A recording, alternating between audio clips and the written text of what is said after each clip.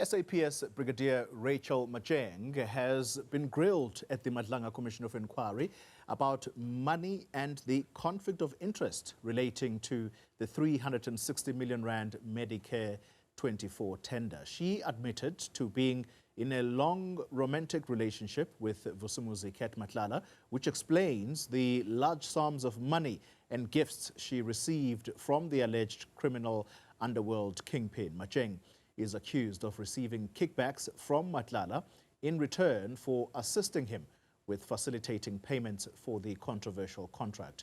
Let's speak now to retired SAPS Major General Jeremy Vearey, who talks to us via the virtual platform. General, good evening to you. Always good to talk to you on these matters. It's a very simple one, at least from my question that I'm going to pose to you, and that is that we're being told a story that the person in question here, Brigadier Matjeng, was in a long-term romantic relationship with Mr. Matlala.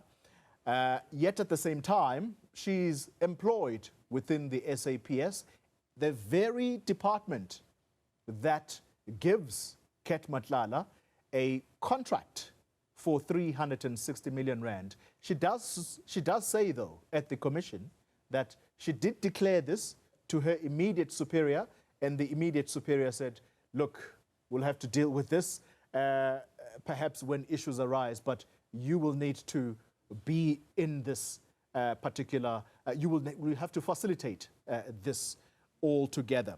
What are we dealing with here, General? The story of a romantic relationship, is it being used as some kind of diversion?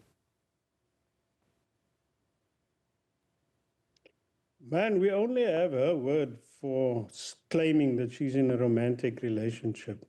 I'm just very disturbed by a pattern of evidence with police officers who are in contact with Cat Matlala.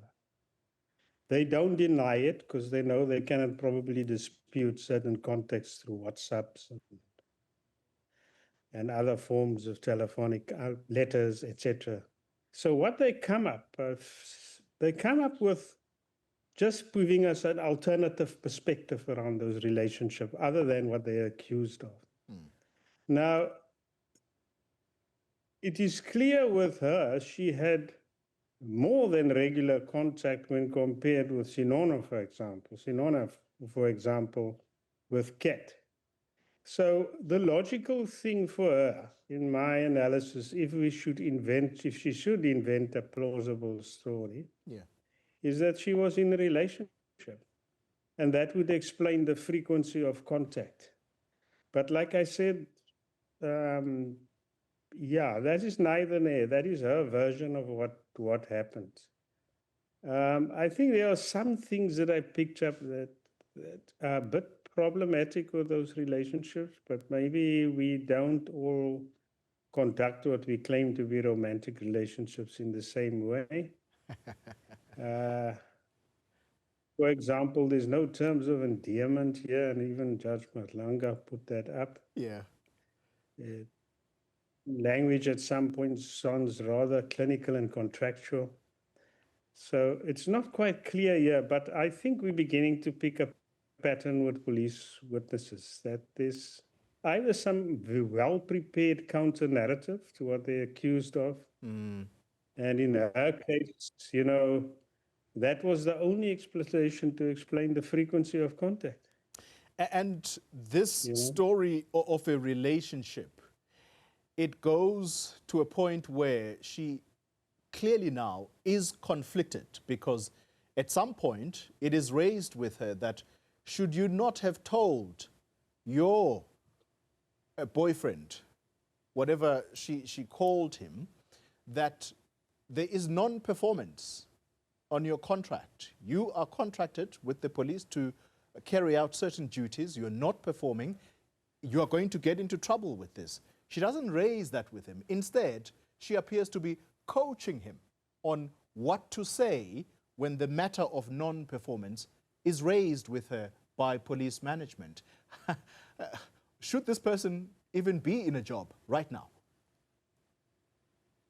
Man, let's believe that she had this relationship for the moment. There are few gross concerns with it. I mean, what was done about this before in the police? Now, it's fine to say it happened under time of Paslani and all those things, but what was done consequently when the knowledge about this was known? Because here you have a person who claims if we believe her, she declared it to everybody. The person is a subject of investigation for some time, even under the current National Commissioner. But nothing gets physically done to take steps against this woman, or move her sideways out of the environment or limit the risk of her potentially leaking things. So that to me, or assisting Cat during the time of this investigation, and that worries me more. The impunity with which a person like her had operated, if one believes what the other allegations say, the same with Senona, and nobody actually doing something about it. That to me is a concern. I mean, it's one thing to argue due process, but due process for how many years? While you're in control internally of exactly what needs to be done and all the processes to enact what is going to be done. Yeah. So there are also questions about from top management must answer about two people, her and Senona.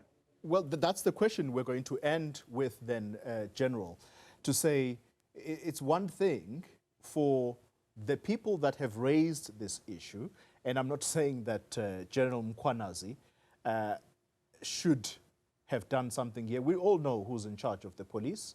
It's General Masemola.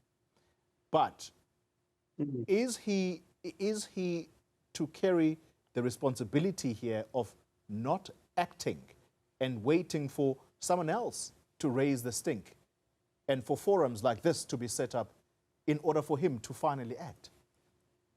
I believe he is the final accounting officer. That word means a lot. It's not only a financial form of accounting for expenditure. He accounts for this institution, for what it does and what it does not do or neglects to do. And yes, I am more and more beginning to believe, in terms of things that happened under his watch and very close to his watch, closer than something happening at a station somewhere in Elsie's River or Mthatha, but close, quite tight, closer to top management, that, he cannot behave like he's Switzerland constantly. General Vearey. Because that's the impression I get, even with this response, him leading to be led by a press conference, which, out of frustration, General Mkhwanazi is forced to call to address matters. The failure lies at his door, and I think nobody's asking that question.